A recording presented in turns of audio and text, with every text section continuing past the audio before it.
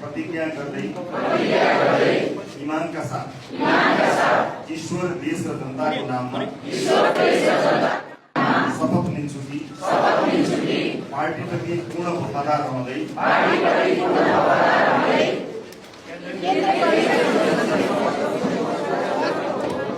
पदको कामकाज प्रचलित कानुन र पार्टीको विधानको अधीनमा रही मुलुक र जनताको भलो चिताई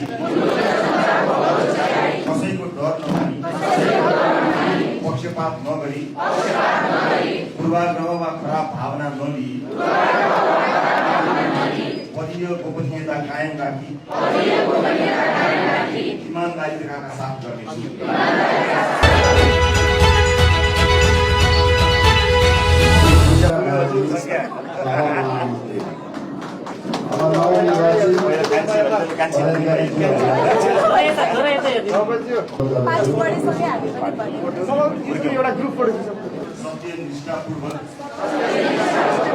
प्रतिज्ञा गर्दै ईमानका साथ ईश्वर देश र जनताको नाममा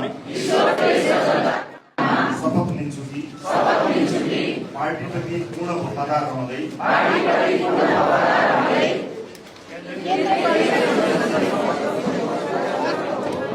पदको कामकाज प्रचलित कानुन र पार्टीको विधानको अधीनमा रही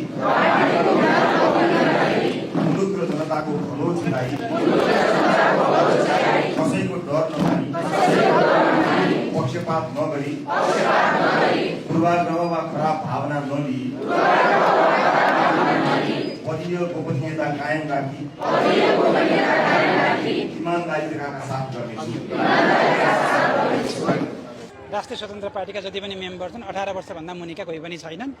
त्यो टेक्निकल ग्लिचेज हो र कसैले फर्म मात्रै भरेका हिसाबले अनभेरिफाइड मेम्बर कोही हुन सक्छ र पार्टीको आधिकारिक मेम्बर 18 वर्षभन्दा कम चाहिँ कोही पनि छैन। त्यो रिपोर्टले बोलेको के हो 35,000 भन्ने रिपोर्टमा त कहिलेकाहीँ टेक्निकल ग्लिचेज पनि हुन सक्छ। मैले भने नि मैले कहिले तपाईँलाई अघि भने जस्तो झुकिएर तिमी भन्दै गर्दाखेरि यसले त तपाईँ भन्नु भन्ने मान्छेले तिमी नै भन्यो भनेर त्यसलाई चाहिँ त्यसैमा हाइलाइट गर्न खोजियो भने एउटा पार्ट होला।